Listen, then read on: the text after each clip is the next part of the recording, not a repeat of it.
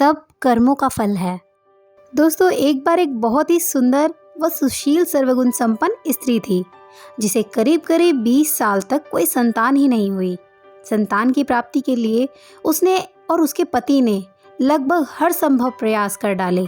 जिसने भी जिस प्रकार का कार्य करने को कहा उस दंपति ने किया।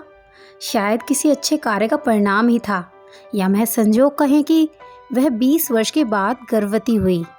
समय आने पर उसे एक सुंदर पुत्र की प्राप्ति हुई, किंतु दुर्भाग्यवश 20 दिन में ही वो संतान मृत्यु को प्राप्त हो गया। अब उस दंपति से यह हादसा बर्दाश्त नहीं हुआ। संतान की प्राप्ति हुई थी और वह भी महज 20 दिन के बाद दुनिया से चला गया। बड़ी ही दुख की घड़ी थी। वह स्त्री और उसका पति बिलखते रहे, रोते रहे, लेकिन ईश्वर के आगे कभी किसी की चली है जो इनकी चलती। फिर क्या, उस स्त्री से ना रहा गया और वह उस मृत बच्चे को गोद में उठाकर दौड़ी दौड़ी एक सिद्ध महात्मा के पास पहुंची। वह महात्मा से रोकर कहने लगी कि मुझे मेरा बच्चा बस एक बार जीवित कर दीजिए, मात्र एक बार। मैं उसके मुख से माँ सुनना चाहती हूँ। मैं सिर्फ उसके मुंह से माँ शब्द सुनना चाहती हूँ। स्त्री के बहुत जिद करने पर महात्मा ने 2 मिनट के लिए उस बच्चे की आत्मा को उसके मृत शरीर में बुलाया। तब उस स्त्री ने उस आत्मा से कहा और पूछा कि तुम मुझे क्यों छोड़कर चले गए? मैं तुमसे सिर्फ एक बार माँ शब्द सुनना चाहती हूँ। तभी उस आत्मा ने कहा, कौन माँ? कैसी माँ? किसकी माँ? मैं तो तुमसे तुम्हारे पिछले जन्मों के कर्मों का हिसाब किताब करने आया था। स्त्री स्तब्ध होकर पूछी, कैसा हिसाब?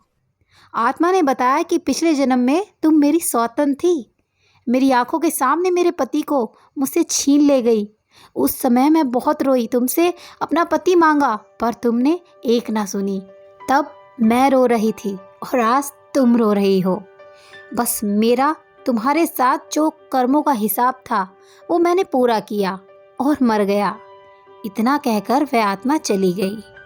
उस स्त्री को बड़ा झटका लगा। कुछ देर के लिए मूर्छित हो गई। जैसे ही उसे होश आया तब उसे महात्मा ने समझाया कि देखो, मैंने कहा था ना कि ये सब रिश्तेदार, माँ पिता, भाई बहन, सब कर्मों के कारण जुड़े हुए हैं। हम सब कर्मों का हिसाब करने आए हैं। इसीलिए बस अच्छे कर्म करो ताकि हमें बाद में भुगतान ना करना पड़े। वह स्त्री उस महात्मा की बात समझ गई थी और मायूसी हालत में अपने घर लौट गई। दोस्तों, यह एक काल्पनिक कहानी है, लेकिन इसे आप काल्पनिक ना समझे, क्योंकि हमारे धर्मशास्त्रों में भी पिछले जन्म की बात पर जोर दिया गया है। गीता में स्वयं प्रभु श्री कृष्ण जी ने कहा है कि आपके साथ जो कुछ भी घट रहा है या हो रहा है वह आपके कर्मों का फल है। इसीलिए मेरे प्यारे दोस्तों, हमें हमेशा निरंतर अच्छे कर्मों को करना चाहिए। हमें कोशिश करनी चाहिए कि हमारी वजह से कोई परेशान नहीं हो रहा, या कहीं हम किसी को दुख तो नहीं पहुंचा रहे।